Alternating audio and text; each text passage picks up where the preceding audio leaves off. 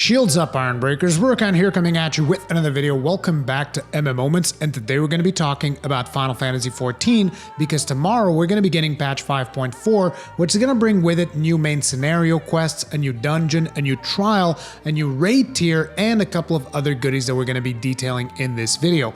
And personally, I'm going to be jumping into this content head first, and just like we did for patch 5.3, I'm going to be streaming all of it right here on this channel. And I know that some of you guys are going to be having some questions. I'll address those at the end of the video.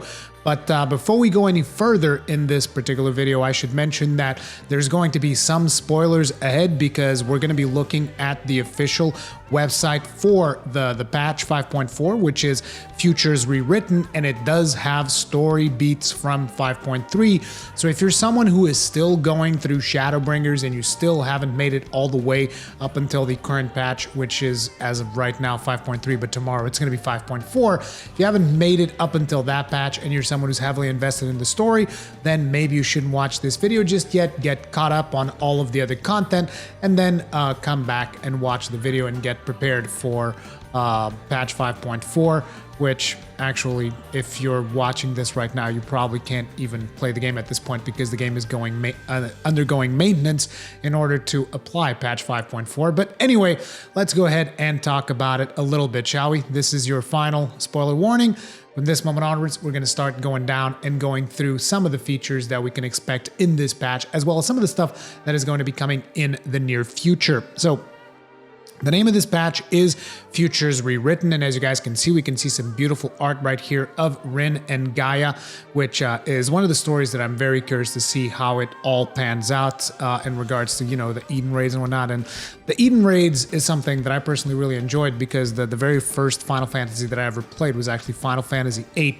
So just the music itself brings back so many memories, and the remastered version of those the battle themes and all of that they've done for Eden raids. Like, I was basically when I first got to this content, right, I was basically spamming Iconoclasm because I just wanted to hear the music. So I actually got pretty decent at doing that raid, and again, not in Savage, just normal modes. I just do normal modes in 14. I actually got pretty decent at doing that raid simply because I was spamming it so much because of the music more so than anything else. But anyway, as you guys can see, coming December 8th, that's going to be tomorrow, Futures Rewritten, Futures Unknown. And we get an image right here of the twins, and it says, Futures Rewritten. With Elidibus defeated and the fate of the first secured, the Scions make their long-awaited return to the source. But in the new future, they now look towards that which is written upon the pages of history will be an anthem of hope or a dirge of despair. We'll see. I mean, it was definitely very hopeful in the final cutscene that we got in 5.3, and it also showcased some beautiful animation in that cutscene. That cutscene is just drop-dead gorgeous. I loved everything that they did with the story, with the exception, obviously, of Xenos. We have to see what the payoff is going to be for Xenos, because personally, I'm just like, dude, just kill him and be done with it. Can you please just die and go away? But that does not seem to be the case. I'm also a little bit concerned with this particular patch on account of one thing that I saw in the trailer. I'm probably going to be showing some B-roll footage of the trailer here as well. But one of the things that I saw in the trailer has me a little bit concerned, and that is Lise, because I did not like her character in Stormblood. We'll see if she has some character development during this patch that maybe makes me like her a little bit more, but right now I'm not really holding out hope in regards to Lise, so that is one of the things that I'm a little bit concerned, but we shall see how it all pans out because, you know, after all of the roller coaster of emotions that has been my experience with Final Fantasy XIV, I'm willing to give just about anything a shot when it comes to this game because it's just that good. Then we also have Raid Dungeon, Eden's Promise. Rin and her mysterious counterpart Gaia have succeeded in restoring balance to the elements of the empty. Much of the credit goes to the Warrior of Darkness, whom they invite to observe whether life continues to flourish in the once barren desert. While the flame of hope burns brighter than ever, this tale is far from over. Very curious to see what the outcome is going to be there. And do remember, I'm streaming this whole thing tomorrow, so be here. And if you've never played Final Fantasy XIV and you're curious to see just how good the story is, then seriously, just come and watch. Even if it spoils you a little bit, but it's like serious, just come and watch. And from just my reaction to the stuff that happens in the story, I think you'll understand how important this whole thing has kind of like become for me. Then we have here Matoya's Relic. The Maker's Quarter was once home to some of the finest crafters Eorzea had ever seen, but it has lain in forgotten ruin since the Charlayan Exodus. It is there, hidden amidst overgrown foliage, that the entrance to the former workshop of the Archon Matoya can be found. Dude, more dungeons is something that I've always wanted. As a matter of fact, man, if they could just expand on the dungeons and if we could get a little bit more challenging dungeons, that would be like a dream for me in 14 personally. But yeah, we also have the Sorrow of Worlit, which is going to be the continuation of the weapon story, basically. Gaius and the Warrior of Light are another step closer to thwarting the Empire's War Machina development project after vanquishing the Sapphire weapon. However, newly unearthed information alludes to another foe lurking in the shadows, and you must take decisive action before it's too late. The foe lurking in the shadows obviously being Sweaty Milkman, who's drinking the milk from the 100 rarest cows in Eorzea or whatever, and you know, when the cows stop giving milk, he's gonna butcher them for meat, because their meat apparently is also really good. We'll see how that whole thing goes, but I believe that this particular quest line is going to culminate in Castrum Marinum, where your recent victories have led to the discovery of vital information regarding the weapon project, confirming the existence of a War Machina code named Emerald. It falls to you to spearhead a preemptive strike before this menace can be unleashed upon the world. Now, some of the other stuff that they show here, like the Save the Queen, Past Arrest, this is actually patch 5.45. So this is not coming tomorrow. This is going to be coming at a later date. I'm not exactly sure when patch 5.45 is going to be releasing. And then we also have the Lubrum Reginae, which is going to be the second part of the Bosnian Southern Front assault. At least that's what I would expect. So I expect to see, like, you know, an open area just like we had, doing a bunch of Fate-like activities around there with some of those lost actions that we've had. That's going to be a ton of fun, but again, this is going to be in a future patch, just like the Blue Mage update is going to be in a future patch. And then it looks like we got some more Ishgard Restoration updates, with the residents of the new nest providing homes for countless Ishgardians in the markets of Featherfall ever flourishing. The firmament is evolving day by day into the living, breathing heart of the post-war Holy See. So it is that Lord Francel de Heilenacht turns his eyes to the fourth phase of the restoration effort, which will see the construction of a cultural district where nobleman and commoner, man and dragon alike, might further enrich their lives through aesthetic pursuits. I'm actually very curious about what is coming with this particular patch. I can probably already go look at the patch notes and figure some of the stuff out, but I'm almost a little bit scared to go through the patch notes of 14, because I don't want to spoil myself to certain things. I want to be surprised by discovering it as I play through the game. So it's always a double-edged sword when you're looking at patch notes for 14. But the reason I'm particularly curious about this is because I don't know if it was exactly the last time that they did Ishgardian update, but it was I think it was around patch 5.3. They put in that little dragon, the little red dragon, which had like the crafting quests, and if you did the crafting quest, you could get him as a mount, and he had like a little crafting hammer, and that was a really cool mount. So I ended up doing that. It's actually one of the mounts that I really, really like. Obviously not my favorite, because Rathalos is in this game, so it's pretty much a no-brainer, but still a pretty good mount. And I wonder if that will be another thing that they will add with the update to Ishgard Restoration. But also, Ishgard Restoration update is not going to be tomorrow. It's going to be a little bit later. It's going to be in between 5.4 and 5.45. But they're also going to be updating Faux Hollows. So I'm assuming that Shiva has been in Faux Hollows all this time, and she's now going to be replaced by Titan, as you can see here. The Naval Unreal. The foe commander wishes to hear a tale of heart-stopping terror and victory against impossible odds, for which her climactic encounter with Titan seems the perfect candidate. You cast your mind's eye back to that fateful day when you stood on the very precipice of certain doom.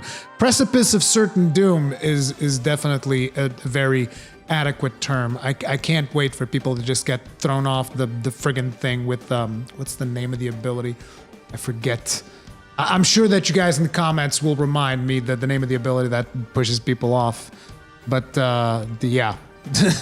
Then we also get, the Shifting Oubliettes of Liagia. I actually forgot about this. This is the update to the treasure maps, which is pretty cool. I have to see if I can get some of these with my free company, which would actually be pretty fun. Fuat tricksters, renowned for their devilish sense of mischief among the impish fae, have overrun the dungeons beneath Liagia. It is said that they have ensorcelled the deepest sanctum with their chaotic magics and tempt mortal visitors into playing their games with the promise of unearthly riches. Should you stumble upon their hidden domain, know that you gamble your life with every spin of fate's wheel. I really like doing these when I did these with my free company. These were a lot of fun. They're not like particularly challenging content, but it was always fun. It's like a roll of the dice. It's, it's like, oh, did we get a portal? Sweet, get in the portal. Okay, now pick the right door. Did you get the right door? Like that was a lot of fun. And we did that. Apparently, there's also going to be an ocean fishing update, which is something that I haven't done at all. So that seems like it's going to be fun. And there's going to be some Manderville Gold Saucer updates. Triple Triad update. In order to provide a better card battling experience, Triple Triad rules and user interface have undergone a number of revisions and improvements. The Gold Saucer has also introduced new tournament modes that cater to both beginners and veterans alike. These short-style competitions are available on regularly cycling schedule and require all participants to build temporary decks from randomly generated house cards. All you need to do is sign up and play. So is this almost like, with randomly generated house cards, is this like, what was the name of this in collectible card games when I did this? It's a draft, right? It's kind of like a draft. That would actually be interesting. Then there's the Doma and Mahjong update. Like, I thought I knew Mahjong. I definitely don't. I tried playing Mahjong and nope, I'm not gonna learn Mahjong. Like, I quit, sorry. They're also adding Explorer mode, which allows you to go and see dungeons and just explore them, take pictures, mess around them. That's actually pretty cool. Like I mentioned when they did this, when they first announced this during the last live letter, not the one that just happened like today, but the one that happened later on. I really appreciated that. New instruments are being added, allowing for even more creative freedom. There you go, bards. You guys can do even more stuff. New Game Plus, relive more of your past adventures with newly added chapters for main scenario quests from patch 5.1 to patch 5.3, as well as level 80 job quests and role quests. This is really cool. This is really cool because, there are some quests that I did enjoy, particularly with the warrior. I thought the warrior job quests were friggin' amazing. But, maybe I'm a little bit biased with that. I thought they were cool. Paladin quests, on the other hand, it was enough to have to suffer through them once. Sorry. I'm really sorry. I almost wish they would make new quests for the Paladin because, I was very disappointed with the Paladin quest line. Even though it is still my favorite class, I was disappointed with their quest line. Looks like we're going to be getting a new Tombstones, which is Elegant Tombstones of Revelations. As far as I can understand, because I just briefly looked up this information, these are going to be replacing the Tombstones of Allegory. And the Tombstones of Allegory are going to become Phantasmagoria, and Phantasmagoria is going to disappear. So you're going to be able to collect new gear, and there's a reason why I'm talking about this, because this armor looks hella good. I'll show you guys a close-up of this armor, and you guys will see why I want it. New mounts, be it by land, sky, or sea. New mounts will take you where you need to go. This mount actually also looks legit as well. There's a new emote, new minions. They're basically a bunch of new content. I believe they even said that this is one of the biggest patches that they had done up until this point, which, all the more reason to just jump back in. And personally, I can't wait. I think it's going to be awesome. I know that you guys are going to be like, but you've been playing World of Warcraft. Yeah, I have. But you can bet your ass that I'm going to come back for Final Fantasy XIV every single time that there's new content. And yeah, because that's how much of an impact this game has had on me. So let me go through the armor here real quick to give you guys an idea. Yeah, see this? This looks like, it almost looks like it came straight out of Dark Souls 3. And I want to get this armor. I'm getting this armor on a Paladin 100%.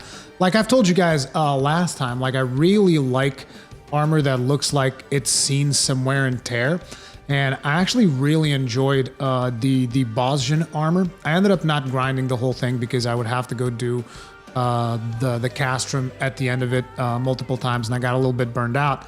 But I did grind enough to get the chest piece. I do have the chest piece of the Boston Southern Front armor set, and I really do like it. But this one, I'm grinding the whole damn thing. I don't care. I know it's gonna take a long time to get the whole thing, but I'm getting that armor set no matter what. I don't care. 100% getting that whole armor set. There's a couple of more screenshots in here. I'm not sure if I'm gonna be going over all of them because, like I said, some of the stuff I also want to remain, you know, a little bit away so that I can be surprised when I actually experience the story in and of itself. But yeah, that's pretty much all that I had to talk about. I can't wait to see what is gonna be happening tomorrow with Futures Rewritten. So remember, shortly after this video, an event's gonna go live. Be sure to go there, set your reminders and all that stuff. Show up. And for those of you that are wondering, so what's the deal? You said that you were gonna make like a Final Fantasy channel, and now you're back to putting videos on this channel about Final Fantasy. What's the deal, Rory? And the deal is, look, I quite simply don't have enough time to put effort into building 2 different YouTube channels. It's too hard. Like it's just too hard. It's too time consuming, and I have to, you know, think of my family as well. I've been dedicating way too much time to what I do here on content creation, and you know, it's important to try to maintain work-life balance. So it's not going to be as good for me in terms of like the algorithm and, you know, growing with doing stuff that I like. But ultimately, whenever there's something that I like, I want it to be here. So whenever I'm playing something or doing content around something, here is where it's going to live. So yeah, you can expect to see more Final Fantasy XIV stuff here as we go through this patch and whatnot. Hopefully you guys will enjoy that. If you guys did enjoy this video, make sure to hit the like button. If you did not enjoy this video, hit the dislike button because feedback is important. If you usually enjoy my content, subscribe, hit the bell notification icon, all of that jazz. If you want to help support the channel, there is a link below this video. There should be like something that says join. You can do that. If you can't afford it, that's fine. Don't worry about it. But hitting the like button still really helps out. So yes, thank you all very much for watching. I'll see you guys in the next one. Hopefully I'll see you guys tomorrow on the live stream. And yeah, that's pretty much it. Peace out.